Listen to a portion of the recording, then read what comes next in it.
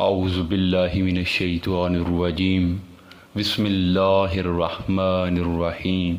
تمام حمد و ثنا ہے اللہ تعالیٰ کے لیے کہ جس نے روشن فرمایا عارفوں کے دلوں کو نور ہدایت اور عرفان سے، اور کشادہ فرمایا صادقوں کے سینے کو صدق اور ایمان سے، اور صلاۃ و سلام ہوں اس کے آخری نبی حضرت محمد صلی اللہ علیہ وآلہ وسلم پر، آپ صلی اللہ علیہ وآلہ وسلم کی آل پر اور ان کے جملہ اصحاب پر جو سب کے سب اہل مغفرت اور اہل رضوان ہیں۔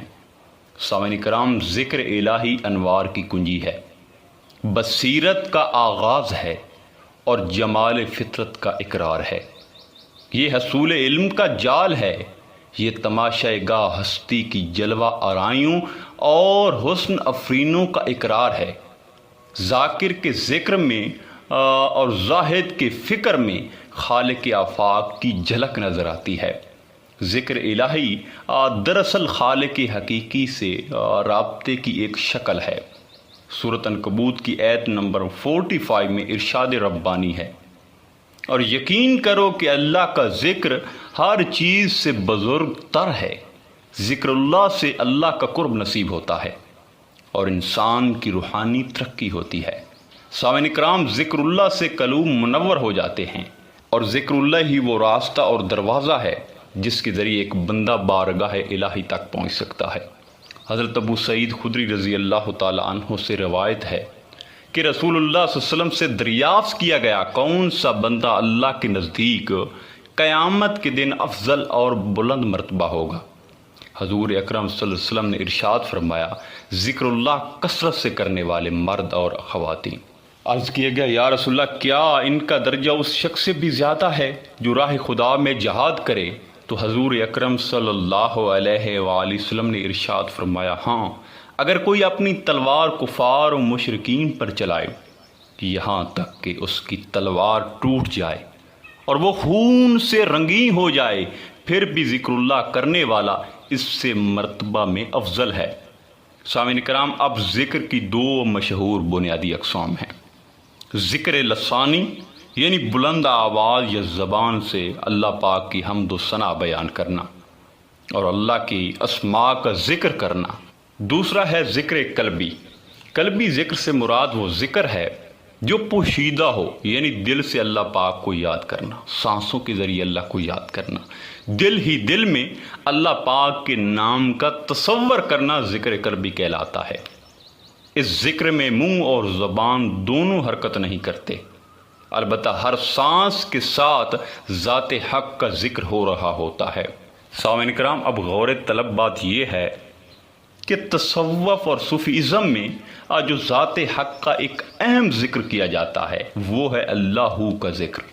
اس ذکر کو تصوف میں بے پناہ مقبولیت حاصل ہے، کیونکہ یہی وہ ذکر ہے جس سے نفس کے حجاب اور نفس کے جو قفس ہیں وہ کھلتے ہیں۔ لیکن اب بعض کثیر سلاسل میں زبان سے بلند آواز میں اللہ کا ذکر کیا جاتا ہے، اور کچھ سلاسل میں جیسا کہ حضرت سخی سلطان باہو کا سلسلہ پاک میں اللہ کا ذکر قلب اور سانسوں سے کیا جاتا ہے۔ اب ما زبان نہیں بلکہ حضرت سخی سلطان باہو فرماتے ہیں کہ ذکر کے دوران تیرے ہونٹ تک نہ ہلیں اور تیرے جو سانس ہیں ان کی بھی آواز نہ آئے۔ سو اب یہاں سوال پیدا ہوتا ہے کہ کا ذکر بلند آواز میں کرنا چاہیے، کیونکہ کافی سلاسل میں یہ ہو رہے ہیں، کافی بزرگوں سے یہ ذکر ثابت ہے، یا قلب اور سانسوں سے خاموشی کے ساتھ اللہ کا ذکر کرنا چاہیے؟ کس کے زیادہ فوائد اور تاثیر اور درجات اور مرتبات زیادہ ہیں؟ دیکھیے، سب سے پہلے یاد رہے کہ جو بلند آواز سے کا ذکر کیا جاتا ہے اس کی اپنی جگہ ایک الگ تاثیر ہے۔ کافی بزرگان دین اس کا ورد کرتے رہے ہیں۔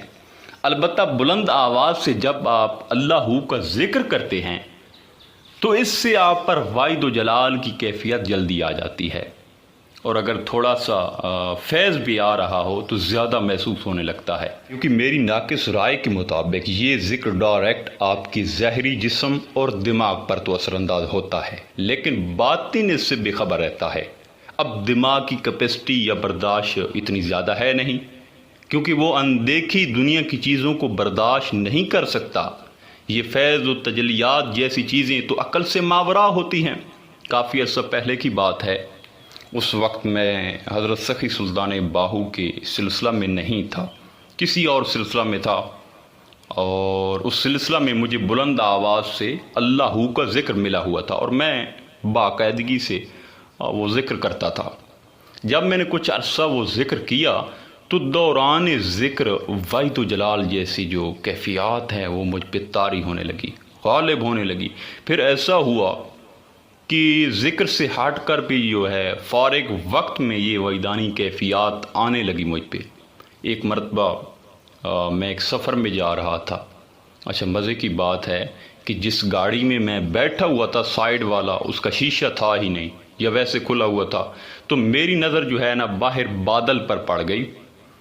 اچھا جی، جب میں نے بادل کو دیکھا تو میری حالت بڑی عجیب ہو گئی، میں تو وحدت الجلال میں آ گیا۔ میں اس کیفیت کو بیان بھی نہیں کر سکتا کہ اس ٹائم میرے ساتھ کیا ہوا تھا۔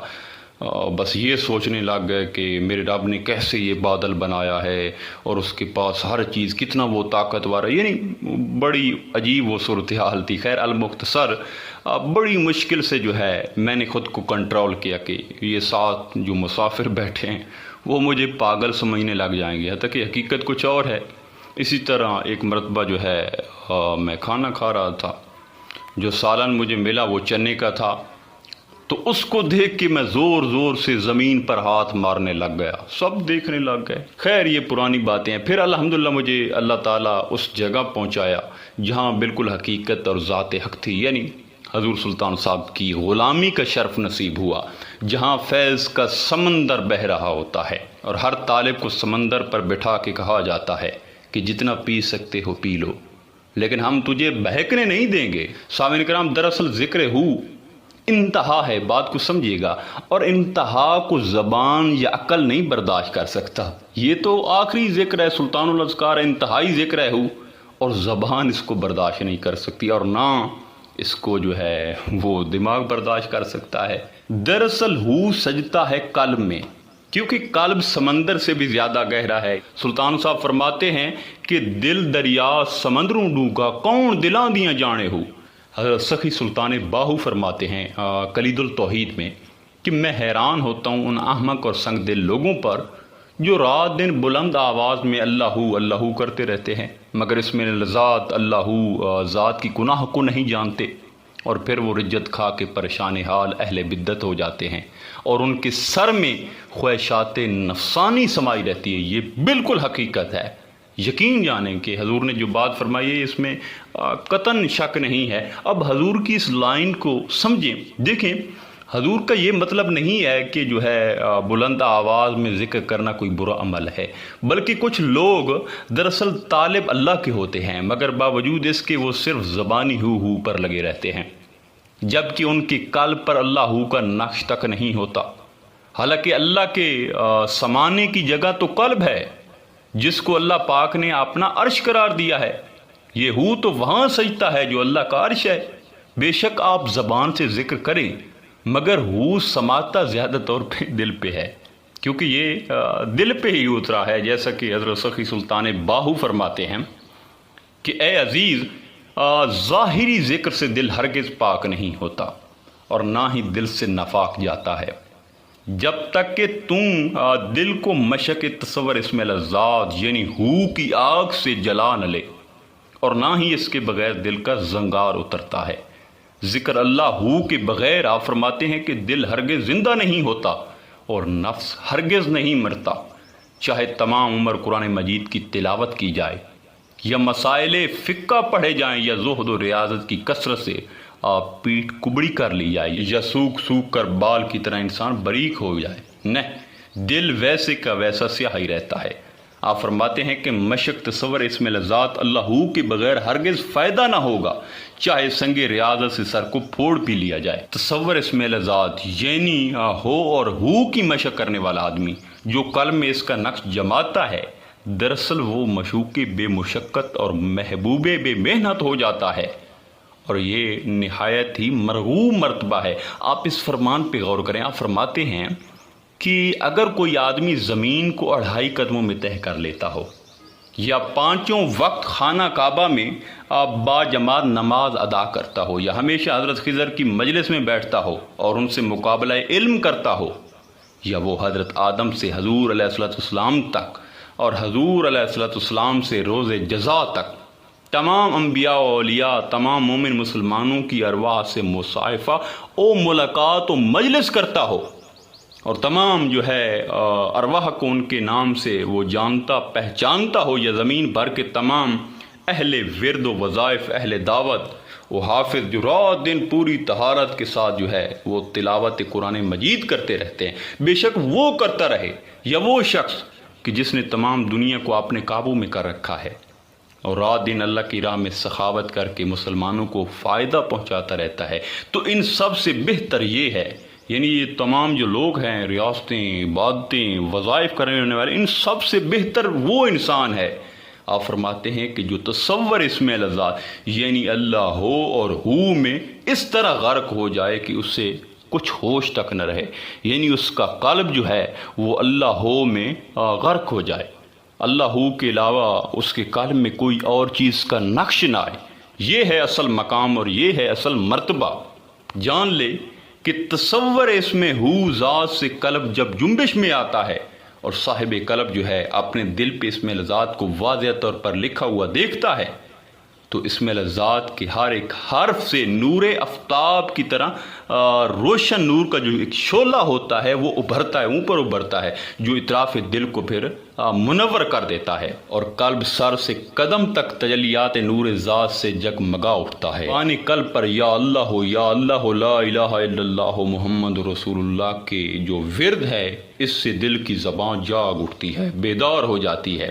سامعین کرام، اس گفتگو سننے کے بعد آپ اس نتیجے پہ پہنچ گئے ہوں گے کہ زبانی ذکر ہو زیادہ فائدہ مند ہے یا قلبی و سانس والا ذکر جو ہے وہ زیادہ فائدہ مند ہے۔ آخر میں دعا ہے کہ اللہ تعالی ہم سب کو ذکر ہو قلب کے ساتھ ادا کرنے کی توفیق عطا فرمائے۔ انشاءاللہ تعالی ملتے ہیں ایک نئے موضوع میں، تب تک اللہ نگہبان۔